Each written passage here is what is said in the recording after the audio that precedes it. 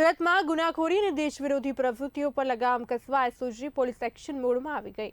રાષ્ટ્રીય સુરક્ષા અભિયાન અંતર્ગત શહેરભરના મોબાઈલ, જૂના વાહન અને ભંગારના 366થી વધુ વેપારીઓ પર આકસ્મિક ચેકિંગ હાથ ધરી ડેટાબેઝ તૈયાર કરવામાં આવ્યો। પોલીસે વેપારીઓના આઈડી પ્રૂફ વગર કોઈ ખરીદી વેચાણ ન કરવા ફરજિયાત રજીસ્ટર રાખવા અને શંકાસ્પદ ગ્રાહકો અંગે તરત જાણ કરવા કડક સૂચના આપી છે।